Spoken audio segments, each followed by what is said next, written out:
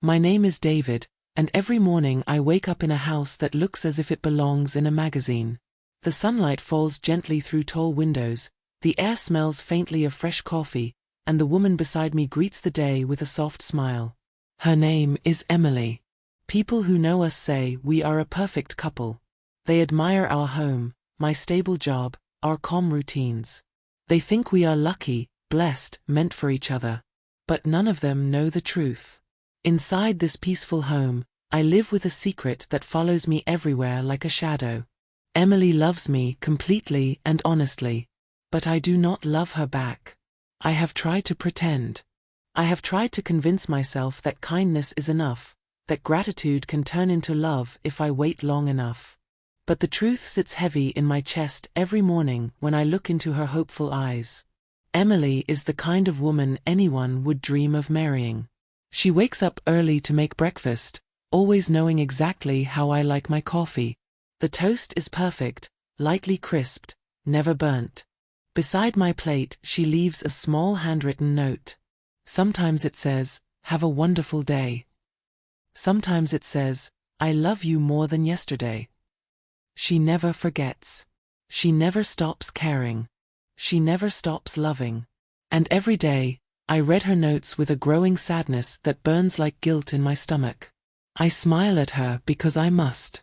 I thank her because I should. But my heart is quiet, distant, empty. I feel as if I am acting in a play where everyone believes the performance is real. Only I know the truth.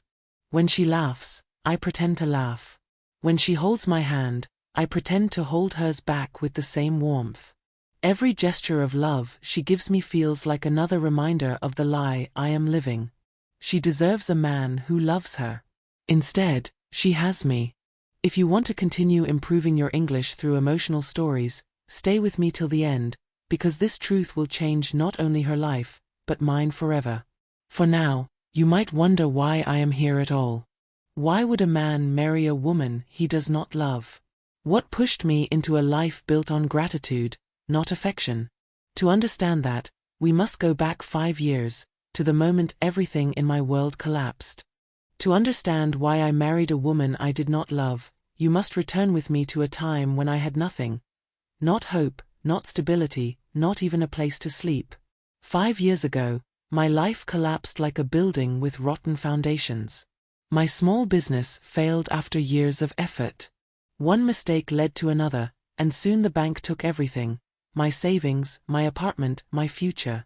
My friends, people who once celebrated my success, vanished the moment I needed help. They stopped returning calls. They stopped answering messages. In a single month, I went from a man with dreams to a man living in his old car, parking behind supermarkets so no one would see me. Those were the coldest nights of my life. I ate whatever cheap food I could find. Some days, I ate nothing at all. I felt like a ghost wandering through the city, invisible and unwanted. Thoughts I had never imagined before began to fill my mind. Maybe the world would be better without me. Maybe disappearing would end the pain. Then, one morning, too hungry to think clearly, I walked into a small cafe. I only ordered a cup of the cheapest coffee they had, hoping it would warm me. I sat in a corner, alone, staring at the table as if it could answer the questions I had been asking myself for weeks. That was when Emily appeared. She approached with a gentle smile, her eyes warm in a way I had not seen in months. "You look sad," she said softly. "Is everything okay?" I did not plan to tell her anything, but something in her presence felt safe enough for me to speak. So I told her everything. About the business I lost, the money I wasted, the friends who abandoned me, the nights I spent in my car. I expected judgment. I expected pity. But I saw neither in her face. When I finished, she quietly walked away, and I regretted opening my mouth. But minutes later she returned with a plate full of food. "This is for you," she said. "You need to eat." I nearly cried. I told her I could not pay. She simply shook her head. Sometimes we all need help. From that day on, the cafe became my refuge. Emily always found a way to bring me food, to talk to me, to make me believe I was not completely alone. She helped me find a small apartment I could afford. She helped me get a low-paying job. She helped me stand again. She was my angel. And I confused my gratitude for love. One evening, while we walked through a quiet park under a beautiful sky, emotion overwhelmed me. I told her she had saved my life. I told her I wanted to be with her always. I asked her to marry me. Her eyes filled with tears of joy. And in that moment, I believed I was doing the right thing. From the outside, my life looks peaceful, even enviable. Our home is quiet, warm, and always filled with the soft smell of Emily's cooking. The floors shine, the walls glow with colors she chose carefully, and the air carries a constant sense of safety. Anyone who visits us says we are the picture of a perfect marriage. But behind every compliment lies a truth I cannot escape. Inside this beautiful house, I feel empty. Emily's kindness, which once felt like sunlight in my darkest days, has become something heavier. Every kind gesture reminds me of what I cannot give her. Every smile from her is another reminder that I am lying to someone who deserves nothing but honesty. Her love wraps around me like warm silk, and yet it tightens like a rope around my chest. When I am sick, she becomes a guardian. A few weeks ago, I had a fever so strong I could barely stand. Emily stayed home from work for 3 days. She brought me soup, placed cool towels on my forehead, read to me from her favorite books, and held my hand while I slept. She did everything a loving wife should do. And while she cared for me, guilt grew inside me like a storm. Why can't I love this perfect woman? What is wrong with me? The guilt followed me into every corner of our life, especially the night of my birthday. I came home from work to a dark house. When I opened the door, lights exploded around me and everyone shouted, "Surprise!" Friends, co-workers, neighbors, so many faces smiling just for me. Emily stood in the center of the room, her eyes glowing with pride and excitement. She ran to me, hugged me, and said, "Happy birthday, my love." Everyone clapped. Music played. People raised glasses. I forced a smile. I pretended to feel joy. But inside, I felt like an actor trapped in a role I could not escape. The applause sounded distant, hollow. The laughter felt heavy. My life was a performance, and I was exhausted from playing the lead. But the moment that shattered everything came a week later. We were having dinner, my favorite meal, cooked perfectly by Emily. The candles flickered softly.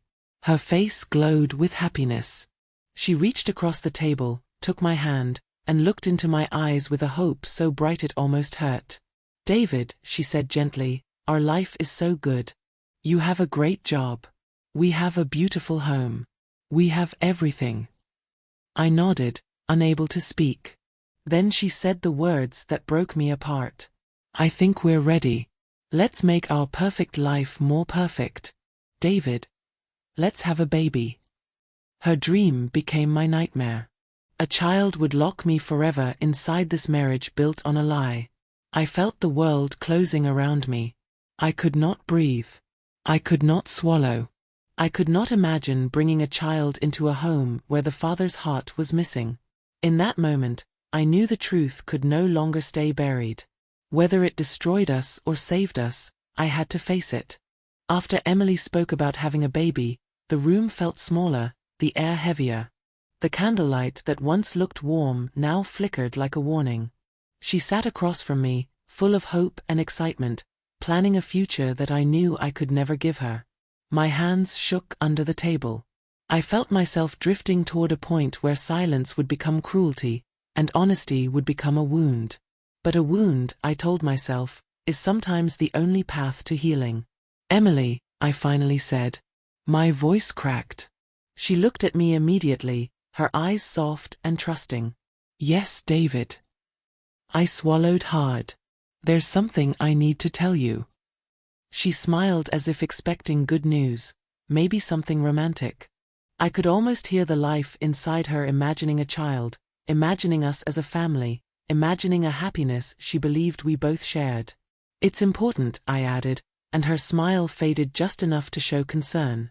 "What is it?" I tried to speak, but guilt rose like a wave, tightening my throat. She reached across the table and touched my hand gently. "David, whatever it is, we can handle it together." Her words pierced me. This woman, who had saved my life, who had given me everything, who had never once doubted my heart, was about to hear the truth that would shatter hers. "Emily, I don't love you." For a moment, she didn't breathe. Her hand slipped from mine. "What?" "I care about you deeply," I said quickly. "I respect you. I'm grateful for you. You were the only person who stood by me when I had nothing." Her eyes filled with confusion, then fear, then a slow, spreading ache. "But you said you wanted to be with me forever." "I know.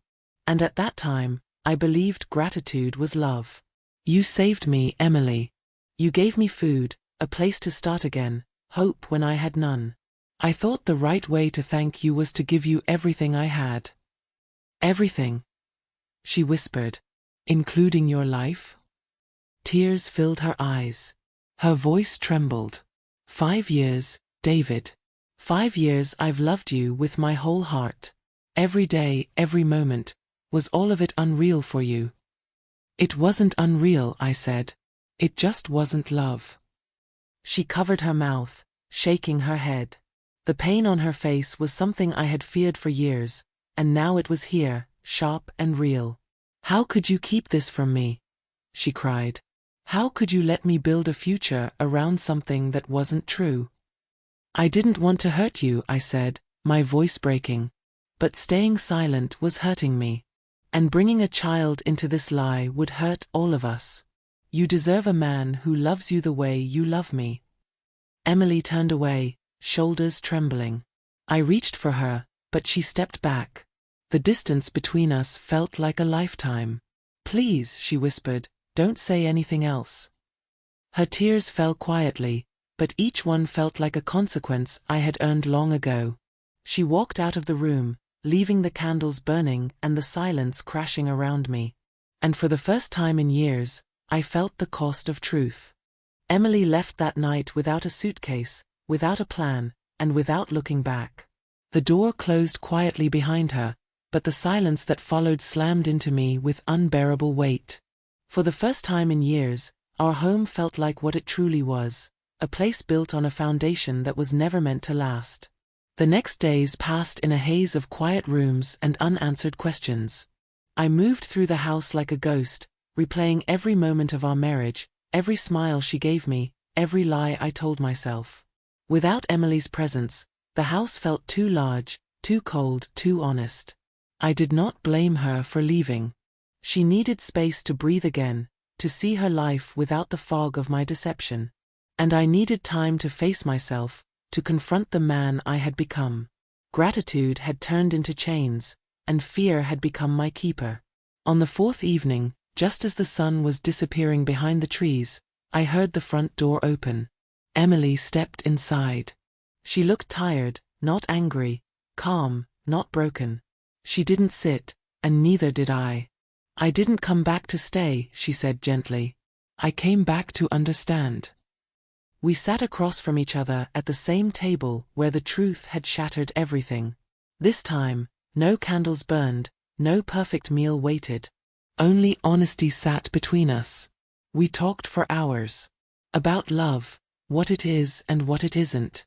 About gratitude, how it can feel like devotion, yet never grow into true affection.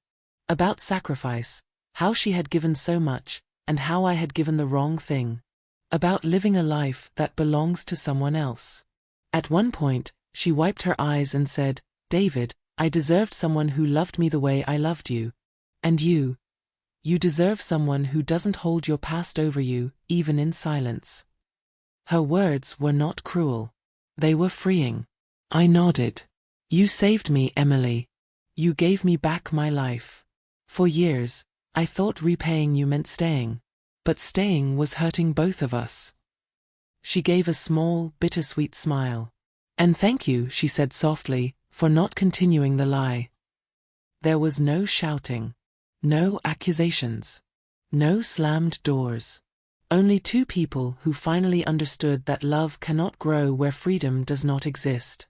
We agreed to separate, not as enemies, but as two adults choosing truth over comfort. We held each other one last time, not as husband and wife, but as two souls who had shared a chapter that was never meant to last forever.